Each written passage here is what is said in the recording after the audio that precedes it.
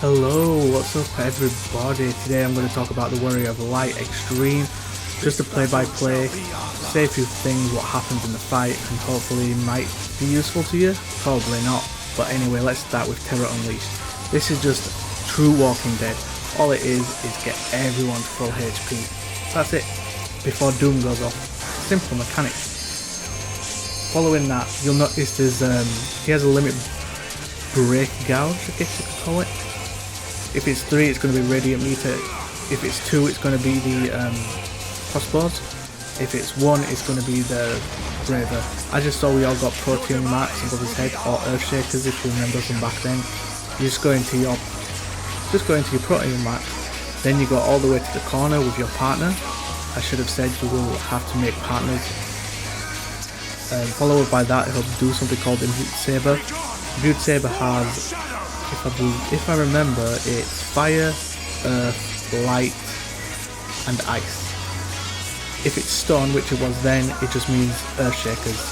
It's going to be ice. This means that during this, you're going to need to be in your protein marks. You're going to have to jump or move, and if it has circles around the sword, that means get under. If it doesn't, that means get out. As you saw, we resolved it by getting out, being spread, and jumping.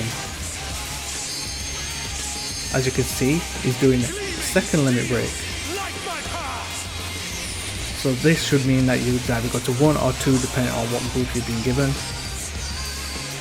This mechanic seems harder than it is, it's really not. Look around the edges of the room. If there are lines that have been like glowing, that means they're the bad spots. If there's a place where there isn't a line that is not glowing, that means it's a good spot. Here is going to resolve the limit break I was just talking about, and then we'll get on to the next part. I don't feel like this boss does that much damage, but yeah, he does a lot of physical vulnerabilities. There's a lot of stupid shit. And now he's going to be doing to the limit again. This just shows you that he's going to do his first limit break. This first phase is just telling you like what the limit breaks do. This one, you will have your tanks north, your healers southwest, and your DPS southeast, just to spread it out. The Imbued Saber the second time is always the opposite of the first one. So here you'll see it's going to be fire and light, while also being underneath. You might not have seen the light from earlier, but light means just stack. Fire means stop, of course. Then it's going to do its limit break that I was just talking about, and then we're going to move on to the next thing. See, it's really not that difficult. I'm explaining it like an absolute spastic. If that offends you, fuck it, I don't care. Anyway, moving on to the bitter end. That's just a tank bust, a tank swap. You know the drill, like, easy shit so far, right? At this point, he summons Bahamut, who will just dive across the room. But there's also a thing I did not mention. It's called Confiteer. That's all the puddles that you just see. You do want to have your team stack and bait the puddle and then move to the side. You also notice that I had the eye. That just means that the other people should not look at you. Simple as that. They'll get damaged down. It's not good. Really, really sucks. Plus it's better than Petrification. You saw that he did something called El Dragon Dive or something like that. That's just a raid wide. He'll now go into his phase 2. This is adds. So how we do it is we had all the DPS go to a corner. The tank pick up the add, move it a little bit to the east or west depending where they are, and have the healers stack on to the tank, making sure not to overlap this little tower, I suppose you can call them. That's what I'm going to call them anyway. So you notice the tower has 2 marks in them. That means 2 players have to get in. So the DPS will go in. During this, you'll have to interrupt the Berserk, because it will one-shot you if you go.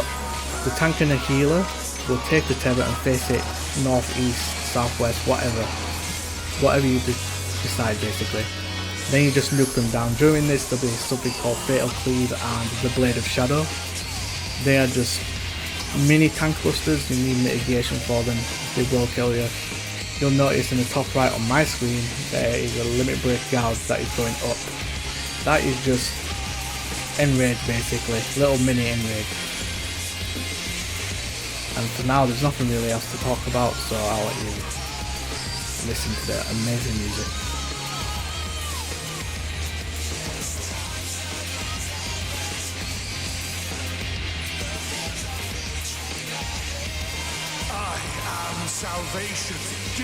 Okay, I'm back.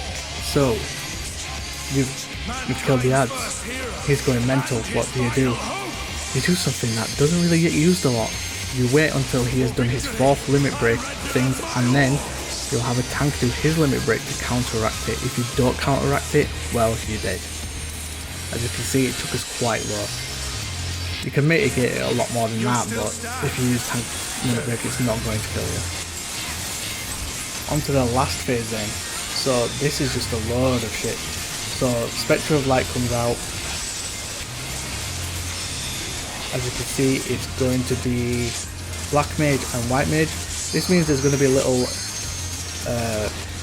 towers around. What you want to do is have the tank and the DPS be on 1, healer and DPS on 2, healer and DPS on 3, DPS on 4. We did it melee DPS, range DPS, tanks and healers. So that contradicts everything I just said, but you know what I mean. And then the first one will then go to the 5th one, the second one will then go to the 6th one, the 3rd one will then go to the 7th one, and the 4th one will go to the 8th one. Notice how he's got limit break 2 above his head. So after you've done that little tower business, Bahamut will come, he'll do his dive. You have to make sure to look at his sword because he will do a sword attack and then he'll do a limit break attack. So as you can see, it's limit break 2, so we know that it's going to be the crossbows on each side. If it was anything else, you already know what to do. I've explained that. If it was 1, you do your little spots. If it was 3, you go to your corners. This is a tank buster. Again, just tank swap. I haven't really found anywhere that you need to really use it in Rome. You could probably take 2 of those dragons earlier and deal with that. Quintuple cast. So basically it does 6 things. As you saw, it was fire. It was something. Yeah, so it was fire. So you stand still. Then I think it was stack. Yes, it was stack. I died. It was protein wave after that. Then it was look away. Oh no, sorry, it was jump and while looking away. Basically you just have to look, and then this is the same thing with this sort of like before. You notice there's a space free at the east, sorry. You just stack. It's a little bit quicker on the second one, but it's really easy to learn and figure out, to be honest. As you saw, I die a few times in this. A lot of people die a few times. There wasn't really, like, we knew a little bit of what to do, but not a lot of what to do. This is also a pug as well, so there wasn't really any communication. A few words in the chat and that's about it, but you know how that goes, right?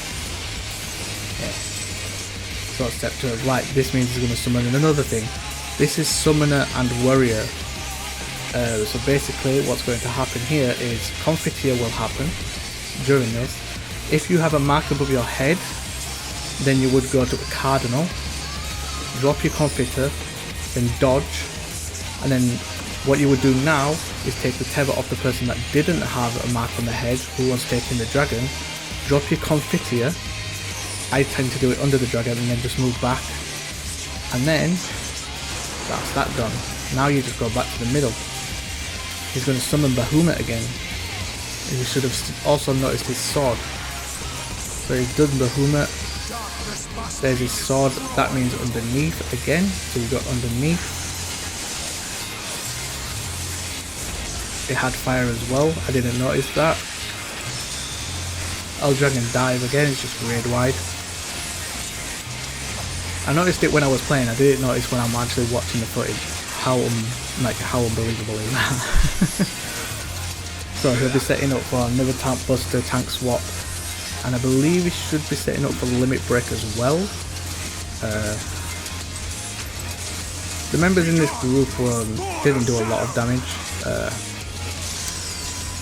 They did mechanics quite well. As you can see, it's light, so this means it's going to be a stack. I believe this is Ninja summon.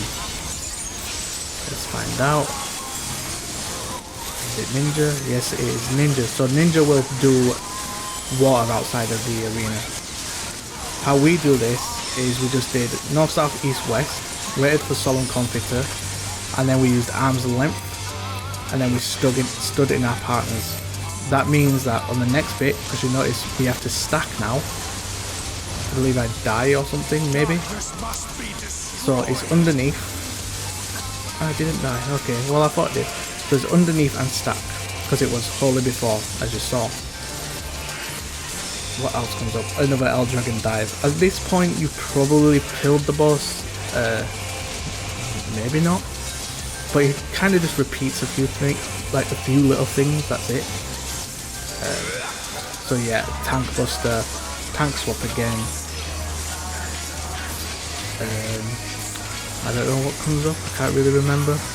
Oh, I tank dive, so we'll do to the limit. There we go, and I believe it's going to be number 1, so we know what number 1 is. It's tanks north, healer southwest, DPS southeast.